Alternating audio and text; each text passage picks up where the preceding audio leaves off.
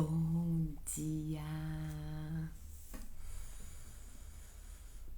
Bom dia, amados e amadas do Senhor, meus amados também, que se Ele está em mim, tudo o que eu devo é amar, é amor. Gente, deixa eu arrumar isso aqui, peraí. Põe a luz, mas não põe pra cá.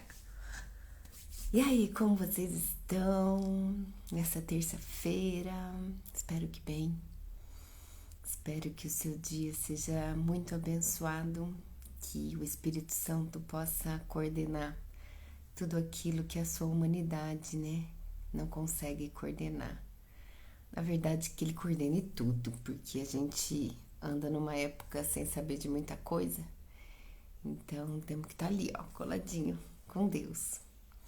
E por isso que eu tô aqui, nesse devocional de 21 dias, para dar o start nos seus devocionais, que você faça os seus devocionais. Antes de eu entrar, eu já tava aqui, com a minha King James. Coisa linda, gente, cada vez mais apaixonada. Já li, já escolhi um versículo poderosíssimo. A gente tá lendo Hebreus, que Hebreus ele é um tributo ao incomparável Filho de Deus, para destronar todo e qualquer outro Deus. Aquele Deus que não é através de Jesus, não é o Deus que vai levar a salvação ao reino. E Hebreus fala disso, fala da força, do poder, da glória de Jesus para o nosso Criador, o que criou o ser humano. Todos os outros são uma tentativa de distrair a gente do Criador. Eu já fiz minhas orações, mas eu vou fazer aqui com vocês novamente, tá bom? Pra gente dar início. Então vamos lá. Respira fundo, porque a respiração nos conecta à vida.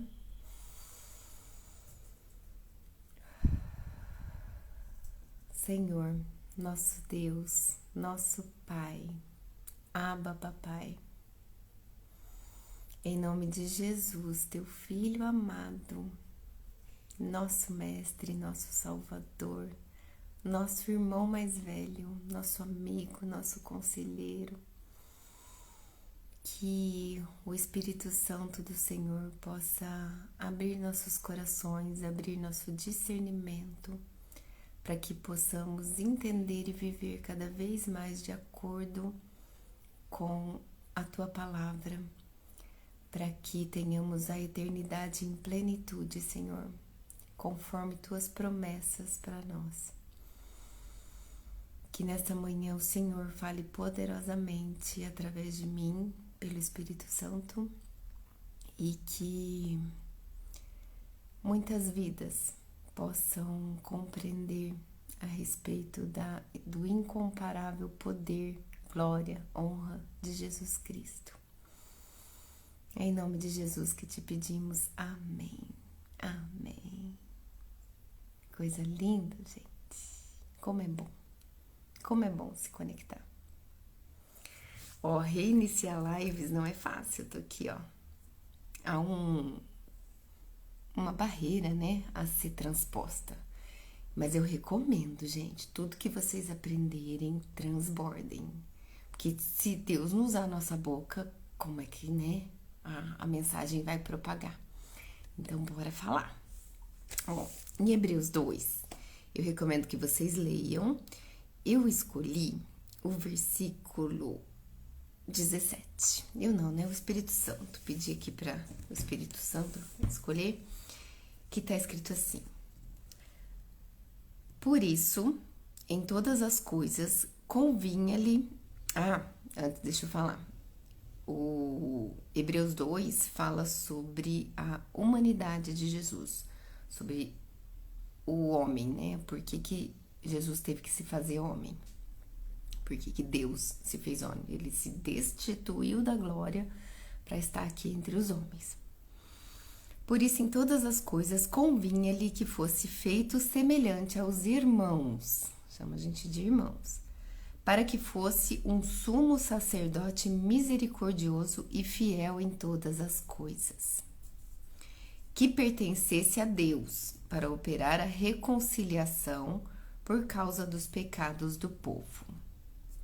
Porque naquilo que ele mesmo sofreu, sendo tentado, ele pode socorrer ao que são tentados. Então, vamos esclarecer umas coisas aqui. Irmãos, por que Jesus chama a gente de irmãos, né? Aqui no versículo 11 fala, porque tanto o que santifica, no caso Jesus, como os que são santificados, no caso as pessoas que estavam aprendendo com Jesus, acreditavam na mensagem que ele estava passando, viam os milagres e eram transformados. Então, tanto o que santifica, que é Jesus, como os que são santificados, são todos um, por cuja causa ele não se envergonha de lhes chamar de irmãos. Então, Jesus, ele não se envergonha de chamar aqueles pequenos ainda na fé, porém, que creem, que buscam, que querem entender de irmãos. Então, por isso aqui que fala, por isso em todas as coisas convinha-lhe que fosse feito semelhante aos irmãos. Então, convinha, era necessário que Jesus fosse feito semelhante aos irmãos, ou seja, se destituísse da glória para vir aqui viver como os irmãos, né? Como a humanidade. Não se achou na humanidade ninguém que fosse capaz. Oi, bom dia, lindona. Ah, Gi, querida. Nossa, você não sabe o tanto que eu penso em você, Gi. Depois a gente conversa. A gente estava falando de Jesus, né? Convinha-lhe que fosse feito semelhante aos irmãos, para que fosse um sumo sacerdote. Então, assim, quando ele veio para ser igual aos irmãos, né? Aqui no plano terrestre, ele se fez um sumo sacerdote misericordioso. O que é sumo sacerdote? Eu fui pesquisar. É o mais alto posto religioso do antigo povo de Israel. Coordenava o culto e os sacrifícios. É o mais alto posto religioso. Então, ele se fez o sumo sacerdote junto aos irmãos. Primeiro, coordenava o culto e os sacrifícios, primeiro no tabernáculo, que era aquela arca, né? Aquele objeto que transportava a arca enquanto era um povo nômade, e depois no templo de Jerusalém. Então, sumo sacerdote era o suprassumo, é o máximo do direcionador do povo, entendeu? Era ele que intermediava o povo com Deus.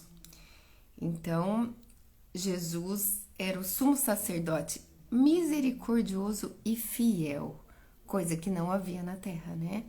Os sumos sacerdotes do templo que foram chamados para falar sobre Deus, eles não tinham retidão. Eles falavam para o povo não pecar, mas pecavam. Então, não se via neles um coração reto. Por isso que Jesus teve que se destituir da glória para vir aqui purificar nossos pecados. Um sumo sacerdote misericordioso e fiel em todas as coisas que pertencessem a Deus, para operar a reconciliação por causa dos pecados do povo. Então, tinha que ser alguém sem pecado para reconciliar.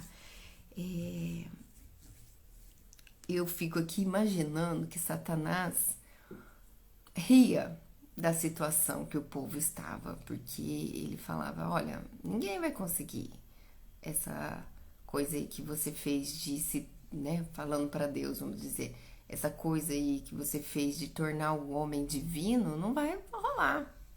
Não vai rolar porque aqui eles estão escutando a mim, eu faço as tentações e eles sucumbem.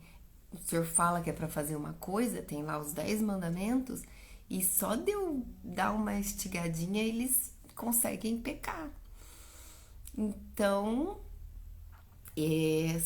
o mundo pertencia, né? E ainda pertence a Satanás. Pertence de uma forma diferente, porque agora a morte não nos persegue mais depois de Jesus Cristo. Mas somos filhos da desobediência, né? Então, se a gente não obedece, se a gente gosta da rebeldia, a gente se liga a Satanás e não a Deus. E aí fala assim: porque naquilo que ele mesmo sofreu sendo tentado, ele pode socorrer os que são tentados. Então, Jesus passou, né, pela humanidade, por ser humano. Ele sabe onde dói, ele sabe a dificuldade.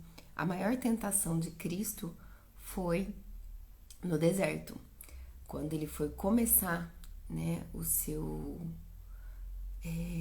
a sua missão de sumo sacerdote do povo, onde ele já ia começar a fazer os milagres, ia começar a mostrar a que ele veio.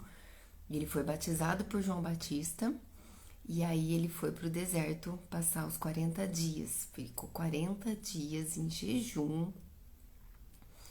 E o jejum a gente vai explicar depois o poder que ele tem.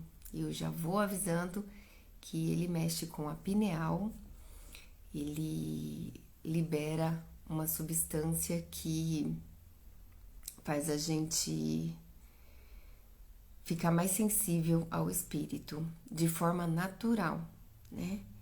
Então, Jesus, em jejum, foi tentado 3 vezes por Satanás. E nas 3 vezes, ele usou a palavra de Deus para destronar Satanás na mente dele. Porque ele era Deus, mas também era homem. E Satanás usou as tentações humanas para tirar, né, Jesus da missão. E quem saiu correndinho foi Satanás, porque Jesus conhecia muito bem a palavra como homem e também era Deus. Então, ele conseguiu fazer correr Satanás. Então, ele sabe que é difícil, né? Cada um passa pelas provas, né? Cada um tem a sua cruz num nível. A cruz de Jesus era no nível de sumo sacerdote sem pecado de Deus. Olha a barra disso, né? Olha o tanto que é alto. E mesmo assim, ele foi um Deus que veio e participou do povo. Não foi aquele Deus que ficou ali sendo servido. Muito pelo contrário, ele serviu, né? Lembra dele lavando os pés dos apóstolos, porque sabia que os apóstolos iam sair em missão. Era um dos últimos momentos, porque ele ia ser crucificado. Então ele foi lavando os pés dos apóstolos, santificando aqueles pés que iam levar a sua mensagem. Então ele foi Deus, mas foi homem numa humildade surreal. Aqui eu coloquei aqui: Jesus é maravilhoso, nos santifica e nos chama de irmãos, porque cremos nele e decidimos segui-lo e aprender com ele. Ele não se fez superior enquanto conosco, mas uno. Muitas vezes ele se fez até mais humilde do que o humano, né?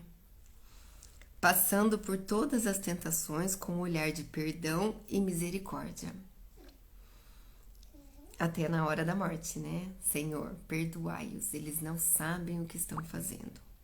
Suportando todas as provas para nos libertar do mal, da morte de Satanás. Satanás não tem poder mais contra o homem por causa de Jesus. Desde que Satanás ficou sabendo, né, que o libertador, o Messias, tinha nascido, ele fez de tudo para perseguir e matar, desde Herodes até as perseguições com os sacerdotes, até todas as vezes que os próprios judeus queriam matar, né, e perseguir Jesus, e Jesus tinha que fugir porque não era tempo da morte dele. Então, Satanás fez de tudo para perseguir Jesus e matar. E ele acreditou que com aquele exemplo de sacrifício e de morte de Jesus ia acabar, né? Que de repente, depois, nem Satanás sabia do plano de Deus. Então, na cabeça dele, a morte de Jesus ia acabar com essa história de Messias, de salvação de povo, e o humano ia ser para sempre de Satanás. Só que mal ele sabia que após o sacrifício e a crucificação é que ele ia se lascar. Porque por ultrapassar tudo sem pecado e morrer como cordeiro. Cordeiro é aquele que não tem culpa, mas se oferece. Se você já viu um cordeiro morrer, eu nunca vi, graças a Deus. Mas li sobre isso, ele fica quietinho, com a faca no pescoço, não fala nada. Por isso o cordeiro. E Jesus foi entregue como cordeiro. Então, depois da sua morte, o inferno abalou. A terra abalou, né? Houve um terremoto, 3 horas de escuridão, uma batalha onde Jesus pegou de volta a chave do inferno. Então, nem isso Satanás tem mais, a chave da própria casa. Então, assim, ele destituiu a morte e deu a vida eterna pra gente. Então, Satanás não tem poder mais contra o homem por causa de Jesus. Olha a força da divindade de Jesus. Jesus se fez homem para destronar a semente adâmica. Então, a humanidade arrumou uma treta por causa de um homem, por uma desobediência, e por causa de uma super obediência, a gente foi resgatado. O pecado da desobediência, do orgulho e do egoísmo. Então aqui, gente, eu vou ler um trechinho da explicação da King James para ficar mais claro aí. Não sei se está claro. Eu queria um feedback de vocês, de quem estiver aqui assistindo. Feedback. Queria um retorno de vocês, de quem está aqui assistindo, se está ficando claro. Se você está sentindo aquecer a semente aí de Jesus no seu coração. O Filho tornou-se homem e sofreu a morte para que ele destruísse aquele que tinha o poder da morte, isto é, o diabo. E por causa da morte de Cristo em nosso favor, que somos libertados do medo da morte. Então, não há medo da morte se você está em Jesus, tá? Só por isso já basta a gente buscar entender um pouco mais sobre a vida de Jesus, sobre a Bíblia, enfim. Aquilo que eu falei ontem, não é sobre religião, é sobre religação. Isso aqui é um manual, gente, de vida. Do medo da morte. Terceiro, o Filho tornou-se homem e sofreu a morte para que ele pudesse servir como sumo sacerdote, fiel no serviço de Deus. O único que pode servir como mediador entre Deus e os homens é aquele que é tanto Deus quanto o homem. Olha que forte isso. O único que pode servir de mediador entre Deus e os homens é aquele que é tanto Deus como homem. Ele se fez homem, então ele entende. E por causa de sua fidelidade como homem, obediência extrema, que foi tentado e sofreu, que ele pôde fazer a reconciliação pelos pecados do povo. Agora somos filhos da obediência. Quem está ligado a Jesus é filho da obediência. E não precisa de coisas mirabolantes, basta crer em Jesus, ser batizado como uma manifestação pública disso, tá? Só crer em Jesus basta? Basta, já é louvável, mas quando você manifesta, o Espírito Santo entra. Aí Deus fala, uau, já que ela falou para todo mundo que ela crê unicamente em mim, que ele crê unicamente em mim, o Espírito Santo vai atuar de forma poderosa em cima dela, dentro dela, nela. Ah, coisa linda. Não somente ele sofreu a retribuição divina em nosso lugar, mas é capaz de nos socorrer, porque Jesus é semelhante a seus irmãos em todos os aspectos, exceto no pecado. Aquilo que eu falei ontem, né? Que quando Deus quer pesar a mão, Fala, não tem jeito. Jesus ali à sua direita olha para ele e fala: Pai, eu sei o que é isso, dá mais uma chance. Olha pro coração. O coração tá buscando, o coração tá querendo, mas as tentações são fortes. Então, vamos ter misericórdia? Ele é nosso intercessor, é nosso advogado. Não é à toa que a primeira pessoa que entrou aqui foi uma advogada, a Gisele. Ela entende bem o que é interceder por alguém numa causa. É isso que Jesus faz por nós. Ele vivenciou tudo. Então, ele intercede por nós como advogado. Mas tem que passar por ele. Se a gente escolher outro advogado, as petições vão ser diferentes, o acesso ao Pai vai ser diferente, né? Provavelmente nem tem acesso ao Pai, porque faz diferença a gente escolher quem vai advogar, o quanto conhece ali de pertinho o juiz. Imagina, a gente tem um juiz que é Deus e o nosso advogado é o filho dele. É a coisa mais linda. É a coisa mais linda ter um advogado que é filho do juiz. Então é isso, meus amores. Queria deixar para vocês a leitura de Hebreus 2, para que vocês abrilhantassem aí o coração na pessoa de Jesus. Um beijo, façam uma linda terça-feira. Deem um retorno sobre o que vocês estão achando da live. Lembrando que não é sobre mim, porque antes de entrar aqui eu peço para o Espírito Santo atuar e falar sobre mim. Sobre mim não, por mim. Então, que fica aí um pedacinho do meu devocional para que vocês deem um start no devocional de vocês também. Porque estamos em tempos de desobediências. Então, obedecer a Deus faz muita diferença no como você vai viver sua vida. Um beijo, gente. Deus abençoe imensamente o dia de vocês, com muitas bênçãos, muitas glórias, que o Espírito Santo possa estar conectando você ao Senhor de forma intensa no dia de hoje. Fica com Deus. Um beijo no coração. Amo vocês.